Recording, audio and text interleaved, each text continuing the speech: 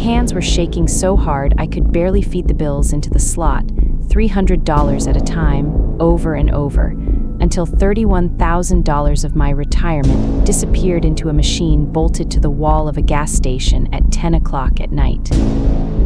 Case file number 2512E18, Zachary, Louisiana.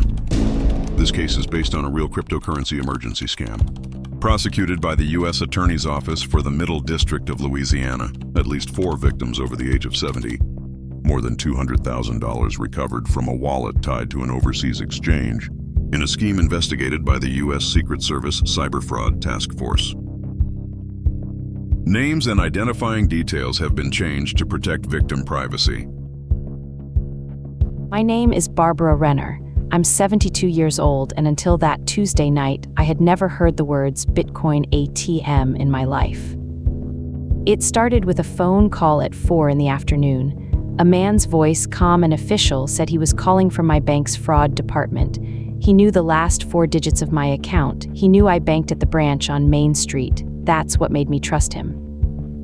He told me someone in Houston had used my identity to open a second account, and that account had been flagged for criminal activity. Charges, real charges, under my name were sitting in a file at the county courthouse, waiting to be filed against me by morning. I asked him how that was possible. I've lived in the same house for 41 years. I've never even gotten a parking ticket. He said that was exactly why the bank believed me, and why they were willing to help me make it disappear, quietly, before it became public record. Quietly was the word that should have stopped me. It didn't. He transferred me to his supervisor, a woman who read me a case number, an agent badge number, everything you'd expect to hear from someone with real authority.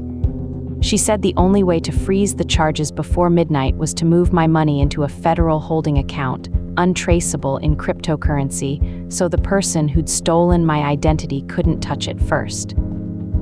I remember asking why my real bank couldn't just do that themselves. She said the fraud unit doesn't hold funds directly. That's what made it sound almost more believable, not less. Real institutions have boring, bureaucratic reasons for things. Scammers know that. She stayed on the phone with me the entire drive to the bank. She stayed on the phone while I walked up to the teller window. I told the teller I needed to withdraw cash, a lot of it. My hands were sweating. My daughter's name flashed in my mind, and I almost called her right there. But the woman on the phone had already warned me. Anyone I told before midnight would become a person of interest too, so I stayed quiet. $9,000 the first time. I drove to a gas station on the edge of town, the only place nearby with what she called a cryptocurrency machine, a tall silver box I'd walked past 100 times without ever knowing what it was for. She read me the steps over the phone like a recipe. Insert cash, scan this code, confirm the amount. I did exactly what she said because by then I believed I was protecting myself from arrest, not giving anything away.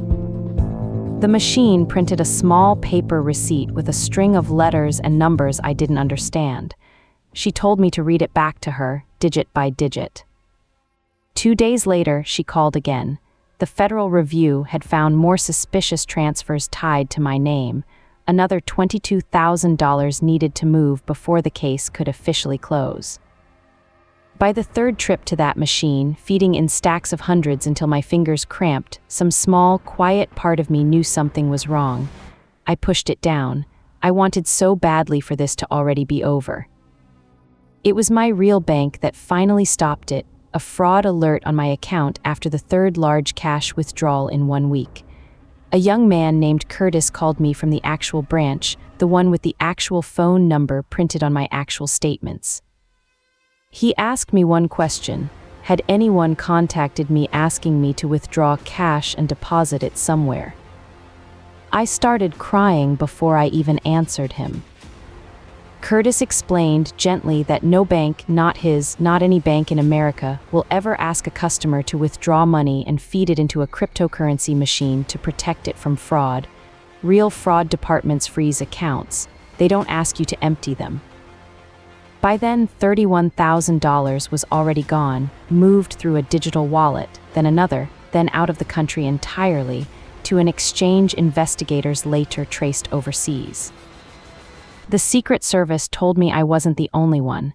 3 other people, all of us over 70 in 3 different states, had been walked through the exact same script by the exact same voices. Investigators eventually recovered more than $200,000 from the wallets connected to our cases, mine included, money that's now working its way back to us through the courts. It doesn't undo the 3 sleepless weeks I spent, or the fact that I still flinch every time my phone rings with a number I don't recognize. If you ever get a call like this, here are 3 signs it's a scam, not your bank.